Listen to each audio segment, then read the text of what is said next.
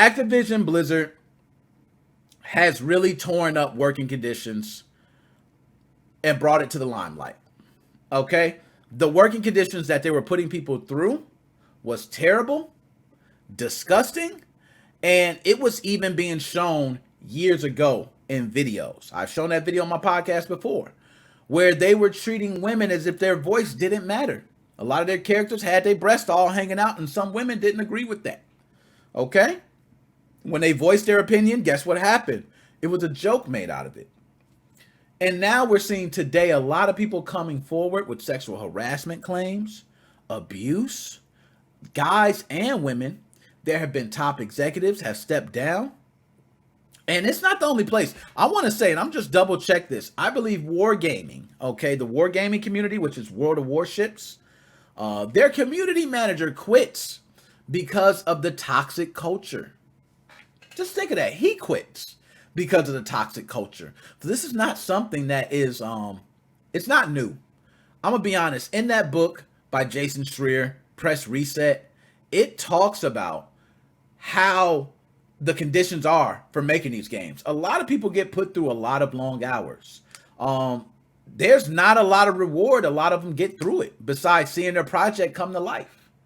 You know, they lose time with their families. This is not including travel time if they have to travel to the office. So it's a tough job for these developers, man. It's a tough ass job. I got to give them props for sticking in it, especially small developers who are really just, they're taking the brunt of it. Because it's not like, you know, they got to take their time where they're, you know, hey, my wife's going somewhere. She's out with her friends. I now can take time to help develop a game. They don't get time to just have kicking and have fun. They're taking their open time for you guys to enjoy something. Appreciate that. Appreciate that. Now, I want to speak about specifically some developers who have been doing good.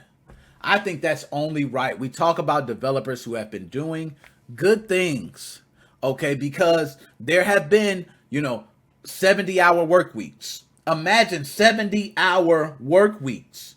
That's crazy, okay? There's been, hey, you've helped build this project all the way to here, but we're no longer going to need your services. Thank you. How would you feel about that? There's been, hey, I'm sorry, but if you don't have this done by tomorrow, we're going to move on to another project. There's been crunch timelines that have to be met that sometimes just are unrealistic. And developers are put through these extreme conditions even today. It's a normal thing. Okay, so if you're a developer, a gaming developer, be prepared. But we're going to talk about someone who does some good things. Now, we're going to shout out two people, which let's pull up the article and talk about them.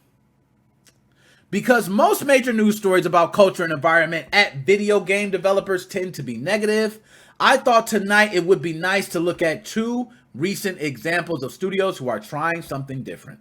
I'm not saying these are going to work in long term or that they're only two developers trying to innovate in this space. There will be others, some who have been doing this already.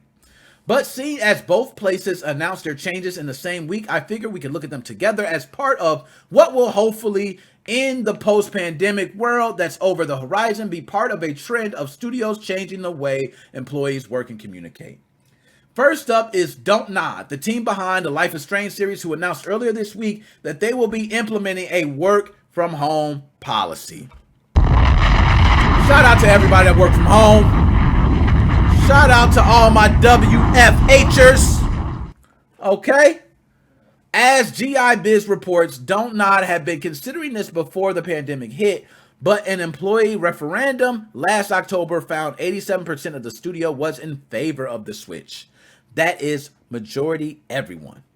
And probably the only 13% were all management, okay? As a result, employees at its two offices in Paris and Montreal will be able to choose whether they work from the office or home. And if they choose the latter, they'll have equipment and furniture provided by the company, which means they will give you your desk, they will give you your chair, they will give you your computer that you were using in the office. You're all set. If you need headsets, they'll give you that. Whatever you need, they give to you. That's dope. Bugsnax developers Young Horses, meanwhile, are going to shift to a 4-day working week, which, as Axios report is, an effort to create a healthier work-life balance at his studio. They've actively been running on one since July as a test, but recently made the decision to switch it permanently after finding that it absolutely kicked ass. Look at that. Of course, there are caveats here. Both are relatively small studios, at least in comparison with companies whose names regularly feature in horror stories, Activision Blizzard. Therefore, they're able to make these kind of drastic decisions more easily since they affect fewer offices and employees. And like I've already said, both have made these decisions relatively recently, so the jury is still out on how they'll affect the company's culture and output in a long time. But for now, on paper, these moves are great. It'll be awesome to see more developers do likewise in the months and years to come as they realize that, hey, not only do people like working from home, but employees who are rested and have time to relax and do cool shit might just turn out to be better employees as well. That is dope. That is, kudos to that. That is so dope right there. Let me go. Hey, Nick, I need to go. I'll be back in my eye if you're still on. I would love. Hey, Kyle, I'm going to try to be on, man. If you're not, it's cool. My dog, I got you. Okay? Tough for women anyways because they may be treated this way because they look a certain way. That's true. That is so true. So I want to tell you guys, this is no surprise to me. Work from home policy has changed the landscape of a lot of companies. There's two ways of looking at it. Some people go, hey, companies benefit because now, the offices, they can now relocate to smaller offices, less equipment, less electrical costs, less this, less that, yada, yada, yada. From a management perspective, they may say, hey, we don't get together as well. So which means the camaraderie, the team building, we don't get to do as much. So you're now doing team building through Zoom meetings, which don't feel the same as you're sitting right there telling a joke or telling someone. I'm be honest, it doesn't. But being able to work from home means that you have a lot of employees missing less days. They're now able to enjoy experiences like watching their kids go off to school. They're able to enjoy experiences like, hey, maybe having lunch with their significant other who is at home. It's just so much more that they can do, and not including money being saved for drive time and travel. So you get your time, you get money, and as long as you can meet all the specifications of the job requirements, I don't see any problem working from home. I think this was just like handed to us. God gave us a gift and said, here, work from home. I'm sorry it had to be COVID-19 to make this shit happen, but now you guys get to enjoy it. So there are a lot of people who see how the work from home life benefits them, and they're not going back. I do not blame them one bit. It is beautiful. Okay?